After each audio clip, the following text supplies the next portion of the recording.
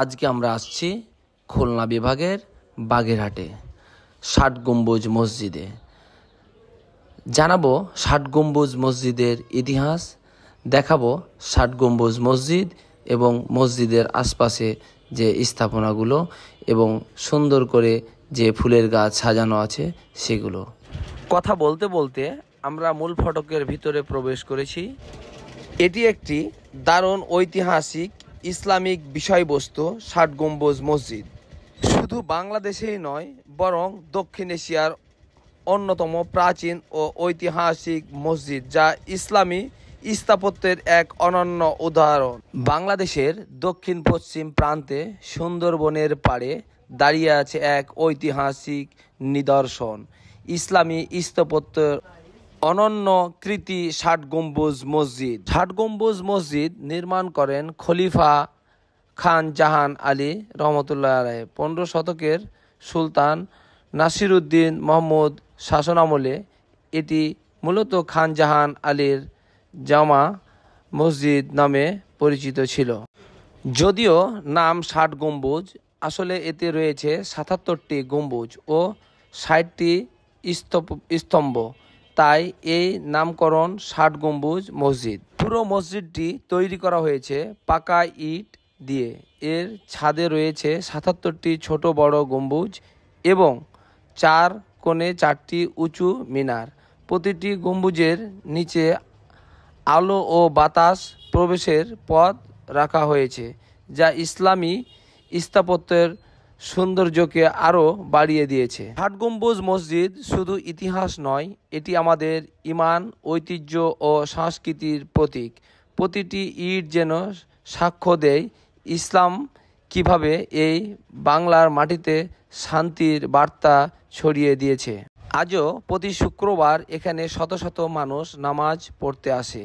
এই মসজিদ আমাদের মনে করিয়ে দেয় ইসলাম হলো শান্তির ধর্ম এবং এই ঐতিহাসিক আমাদের প্রজন্ম থেকে প্রজন্ম ছড়িয়ে দিতে হবে। আসুন এই ঐতিহাসিক ভালোবাসি, সংরক্ষণ করি। এখানে আসলে দেখতে পারবেন বাংলাদেশের বিভিন্ন প্রান্ত থেকে ছুটে আসছে নারী পুরুষ দর্শনার্থীরা। এখানে এসে দেখছেন ৬০ গম্বুজ মসজিদ, দেখছেন ৬০ গম্বুজ মসজিদে যে ফুলের গাছ, ৬০ গম্বুজ মসজিদের যে সামনের অংশে যে পুকুর, হাজার হাজার দর্শনার্থীর সমাগম এখানে অনেক সুন্দরভাবে সাজিয়ে রেখেছে। এবং আমি জানিয়ে রাখি, ৬০ গম্বুজ মসজিদের যে বাউন্ডারি আছে, বাউন্ডারির ভিতরে মসজিদের মূল ফটকে আসার জন্য যে হিয়ারিং করে রাস্তাগুলো করা আছে, এটা সেই আমলের যখন মসজিদ নির্মাণ করা হয় ঠিক তখনকারই। আমরা এখানে এসে দেখতে পাচ্ছি অনেক লোকের সমাগম, অনেক দূর দূরান্ত থেকে মানুষ আসছে। আমি অনেকের সাথে কথা বলেছি, এরা বাংলাদেশের বিভিন্ন স্থান থেকে এই ৬০ গম্বুজ মসজিদ দেখার জন্য আসছে। নারী পুরুষ শিশু বৃদ্ধ সর্বস্তরের মানুষের সমাগম এখানে। আমরা এখানে এসে জানতে পেরেছি এই ৬০ গম্বুজ মসজিদের রাস্তার ওই পারে একটি ১ গম্বুজ মসজিদ আছে, সেটিও আপনাদেরকে দেখাবো। ৬০ গম্বুজ মসজিদের আশেপাশে ছড়িয়ে ছিটে থাকা যে সৌন্দর্য, সব কিছু ঘুরে ঘুরে দেখাবো। আপনারা আমাদের ভিডিও দেখতে থাকুন। ৬০ গম্বুজ মসজিদ বাংলাদেশের বাগেরহাট জেলার দক্ষিণ পশ্চিমে অবস্থিত প্রাচীন মসজিদ। মসজিদটির গায়ে কোনো শিলালিপি নেই, তাই এটি কে নির্মাণ করেছিলেন বা কোন সময়ে নির্মাণ করা হয়েছিল সেই সম্বন্ধে সঠিক কোনো তথ্য পাওয়া যায় না। তবে মসজিদটির স্থাপত্যশীল দেখলে এটি যে খান জাহান নির্মাণ করেছিলেন সেই ব্যাপারে কোনো সন্দেহ থাকে না। ধারণা করা হয় তিনি ১৫০০ শতাব্দীতে এটি নির্মাণ করেন। এই মসজিদে তিনি বহু বছর ধরে বহু অর্থ খরচ করেছেন। নির্মাণ করা পাথরগুলো আনা হয়েছিল রাজমহল থেকে। এটি বাংলাদেশের ৩টি ঐতিহ্যবাহী স্থানের একটি মধ্যে পড়ে। বাগেরহাট শহরটিকেও বিশ্ব ঐতিহ্যবাহী স্থানের মর্যাদা দেওয়া হয়। ১৯৮৩ খ্রিস্টাব্দে ইউনেস্কো এই সম্মান প্রদান করেন।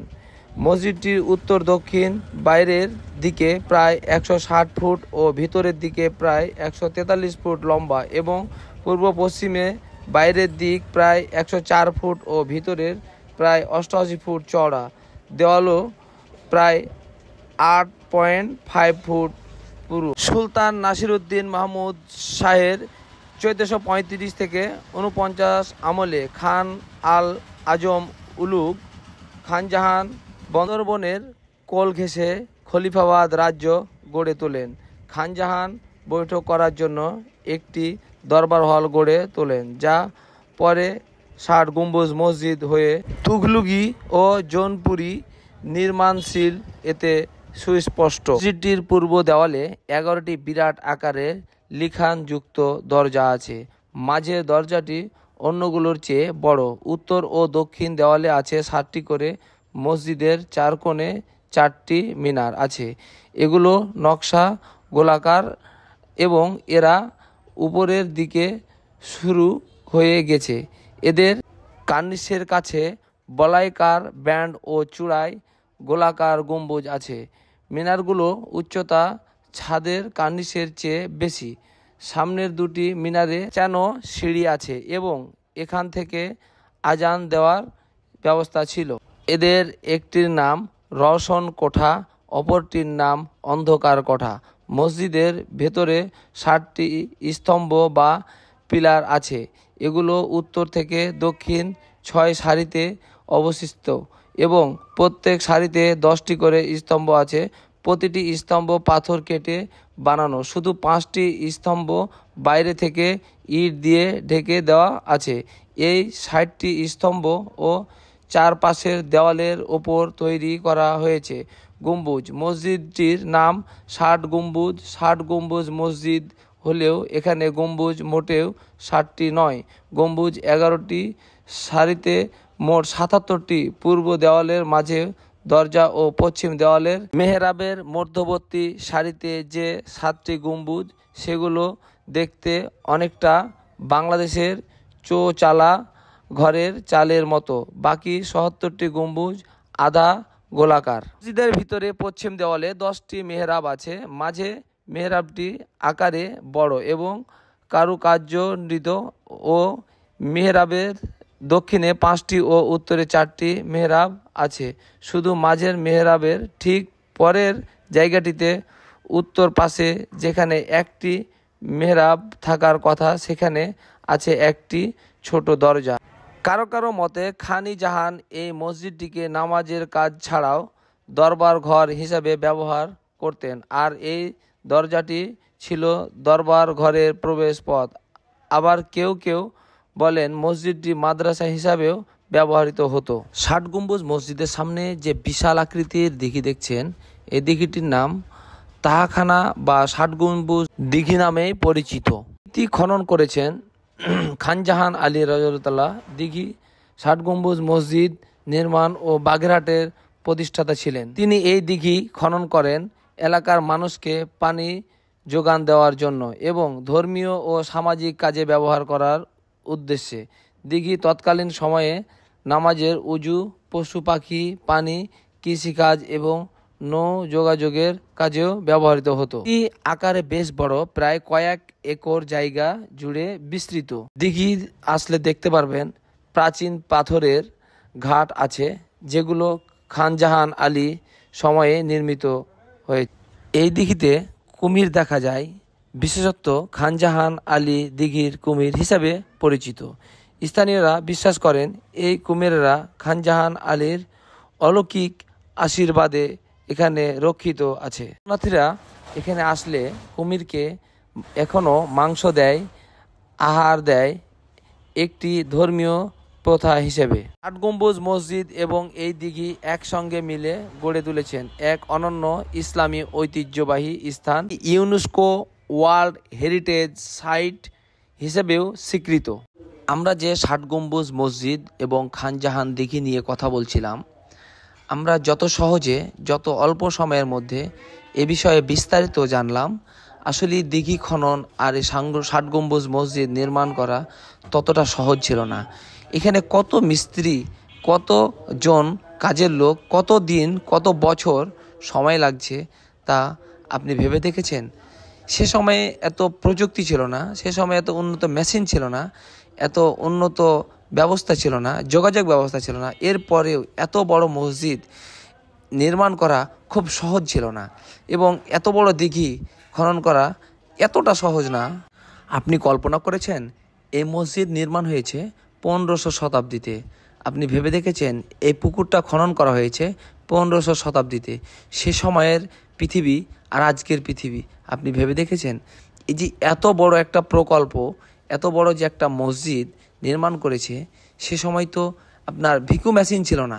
পুকুর খনন করলো, কত লোক লাগছে, হাজার হাজার লোক বছর বছর সময় পার করেছে এই পুকুর খনন করতে। আমি অবাক হয়ে যাই এই পুকুর দেখলে, আমি এই মসজিদ দেখলেও অবাক হয়ে যাই। এই মসজিদ তৈরি করতে কত সময় লাগছে, কত মিস্ত্রি লাগছে, সেই মিস্ত্রিরা কত ব্রেনিয়াল ছিল, এত সুন্দর করে মসজিদের নির্মাণ কাজ করেছে। আপনি রাস্তাটার কথা ভাবুন, দেখুন 1500 শতাব্দীতে রাস্তাটা তৈরি করা হয়েছে, এখন পর্যন্ত সে রাস্তাটা কত সুন্দর হয়ে আছে। এত সুন্দর রাস্তা সে সময় ইটা কোথা থেকে নিয়ে আসলো, কিভাবে নিয়ে আসলো, একবার ভেবে দেখুন। ইচ্ছা শক্তি থাকলে যে সব কিছু সম্ভব, তা এক উদাহরণ এই 60 গম্বুজ মসজিদ। সে সময় ছিল না রড, সে সময় ছিল না সিমেন্ট, এরপরও ছাদ হয়েছে। দেখুন কত ব্রেনিয়াল, কত তারা বুদ্ধিমতী ছিল যে এই 60 গম্বুজ মসজিদ নির্মাণ করেছে। অসাধারণ স্থাপনা, অনেক সুন্দর। এবং এখানে আসলে দেখতে পারবেন আপনারা, এই যে গাছ দিয়ে যে এত সুন্দর করে সাজানো আছে, অনেক সুন্দর লাগছে আমাকে দেখতে। আমি এখানে এসে মুগ্ধ হলাম, আমি রীতিমতো মুগ্ধ হয়েছি। অনেক সুন্দর 60 গম্বুজ মসজিদের বাউন্ডারিটাও। তাই আমি আপনাদেরকে বলবো, আসুন দেখুন বিশাল বড় স্থাপনা, বিশাল বড় মসজিদ, বিশাল বড় দিঘি, যে দিঘি 1500 শতাব্দীতে তৈরি করা হয়েছে, যে মসজিদ 1500 শতাব্দীতে তৈরি করে হয়েছে। এখানে এসে দেখতে পেলাম বাংলাদেশের বিভিন্ন স্থান থেকে, দেশের বাইরে থেকে অনেক দর্শনার্থীর সমাগম। এখানে আসছেন, দেখছেন, ঘুরছেন, নামাজ আদায় করছেন। সে সময়ের শাসকেরা যে উন্নয়নের জন্য অনেক কিছু করেছে, তার একটা দৃষ্টান্ত হয়ে আছে এই 60 গম্বুজ মসজিদ এবং এই দিঘি। দেখতে দেখতে, কথা বলতে বলতে আমরা একেবারে শেষ প্রান্তে চলে আসছি। তাই আপনাদের বলবো, পৃথিবীটাকে দেখুন, পৃথিবীটাকে ঘুরুন, দেখুন কোথায় কি নিদর্শন আছে, কোথায় ঐতিহাসিক স্থাপনা আছে। সে সময় যে প্রযুক্তি না থাকলেও যে মানুষের ব্রেন বুদ্ধি ছিল, সৃষ্টিকর্তা যে মানুষকে বুদ্ধি দিয়েছিল, যার কারণে এত বড় একটা মসজিদ নির্মাণ করতে পেরেছে, যা আপনি দেখলে মুগ্ধ হয়ে যাবেন। ভিতরের পরিবেশটাও অনেক সুন্দর, নামাজ পড়ার জন্য যে পরিবেশটা তৈরি করা হয়েছে অসাধারণ। কবি বলছেন, থাকবো না খো বদ্ধ ঘরে, দেখবো এবার জগৎটাকে, কেমন করে ঘুরছে মানুষ যুগান্তরের ঘূর্ণিপাকে। তাই পৃথিবীটাকে ঘুরুন, জগৎটাকে ঘুরুন, দেখুন পৃথিবীর কোথায় কি নিদর্শন আছে, ঐতিহাসিক স্থান আছে, দেখুন, অনেক ভালো লাগবে। পৃথিবীটা অনেক সুন্দর, সৃষ্টিকর্তা পৃথিবীটা আমাদের জন্য অনেক সুন্দর করে সাজিয়েছে। আমরা অনেক সুন্দর পৃথিবীর মানুষ, তাই পৃথিবীটাকে দেখতে হবে, মানুষকে ভালোবাসতে হবে, দেশকে ভালোবাসতে হবে। আমার ভিডিওটা যদি আপনাদের ভালো লেগে থাকে তাহলে লাইক, কমেন্ট, শেয়ার অবশ্যই করবেন, আমার পাশে থাকবেন, নতুন ভিডিও বানাতে উৎসাহ করবেন। ততক্ষণ পর্যন্ত আপনারা সবাই ভালো থাকুন, সুস্থ থাকুন, সুন্দর থাকুন, নিরাপদে থাকুন। ধন্যবাদ সবাইকে।